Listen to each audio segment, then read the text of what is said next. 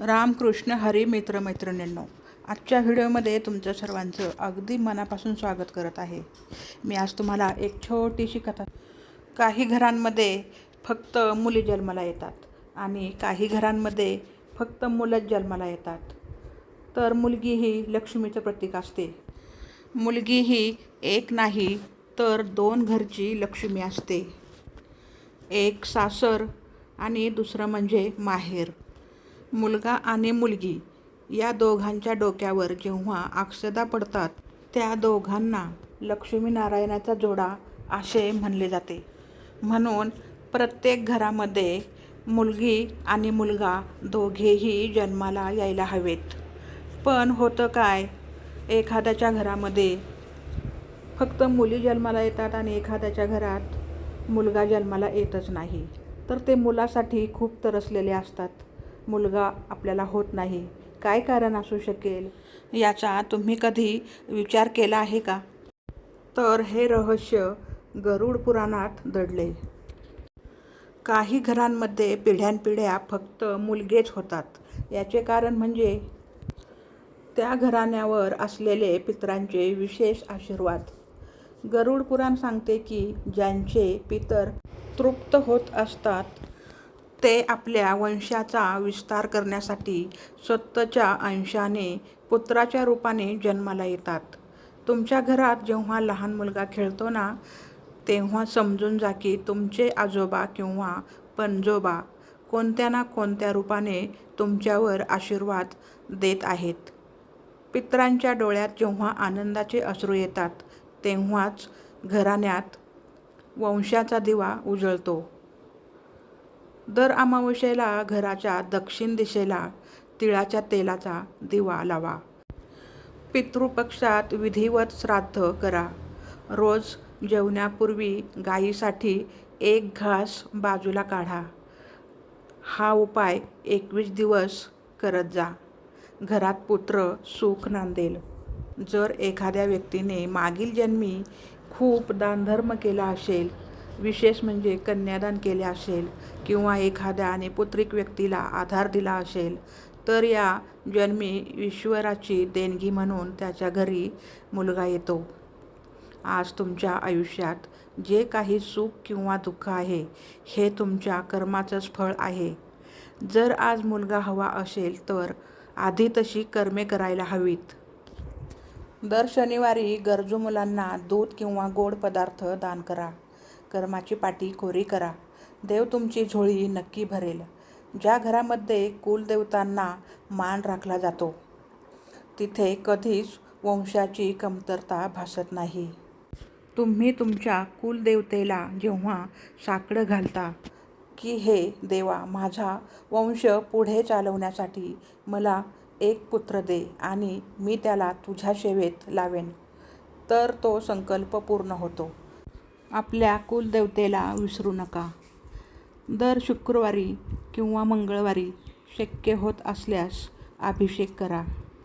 वास्तुशास्त्र आणि गरुड पुराण यांचा जवळचा संबंध आहे. घराचा ईशान्य कोपरा हा देवाचा कोपरा मानला जातो. जर या कोपऱ्यात जड वस्तू असतील, कचरा असेल किंवा तिथे शौचालय असेल तर त्या घरात पुत्र संतती होण्यात अडथळे येतात किंवा मुले आजारी पडतात.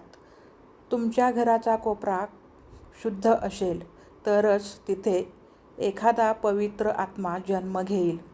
जसं आपण पाहुणे येणार असल्यावर घर साफ करतो तसंच पाहुण्यांसाठी घर मंदिरासारखं बनवा. याला अतिथी देवो भव असे म्हणले जाते. ईशान्य कोपरा रिकामा आणि स्वच्छ ठेवा. तिथे रोज शुद्ध तुपाचा दिवा लावा. 40 दिवस हा प्रयोग करा. घराची ऊर्जा नक्की बदलेल. संतान गोपाळ मंत्राचा चमत्कार.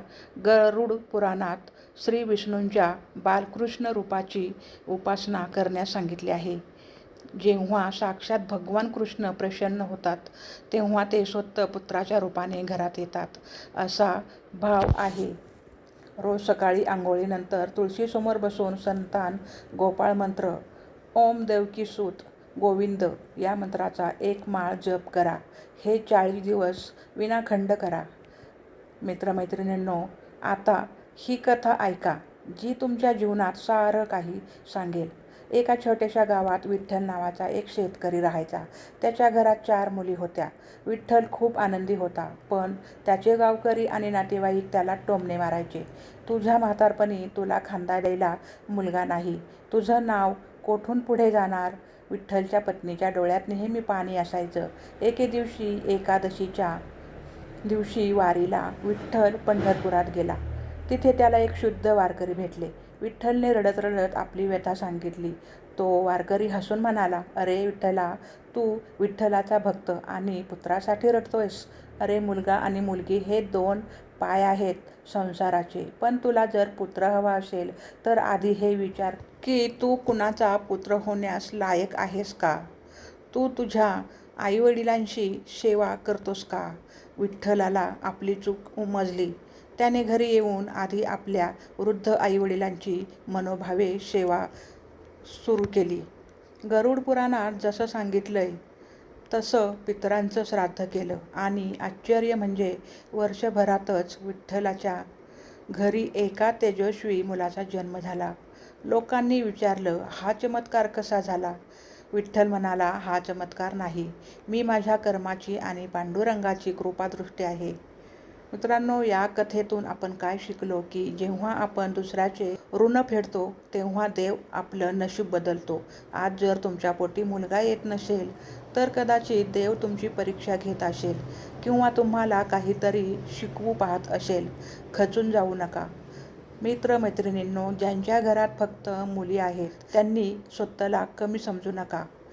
तुम्ही लक्ष्मीच्या रूपाला जन्म दिला आहे आणि ज्यांच्या घरात फक्त मुलगेच आहेत त्यांनी गर्व करू नका, कारण त्या मुलाला संस्कार देण्याची जबाबदारी तुमची आहे. गरुड पुराण आपल्याला मार्ग दाखवतात, म्हणून श्रद्धा ठेवा. श्री स्वामी समर्थ. श्री गुरुदेव दत्त. व्हिडिओ आवडला असेल तर चॅनलला लाईक, शेअर, सबस्क्राईब करा. धन्यवाद.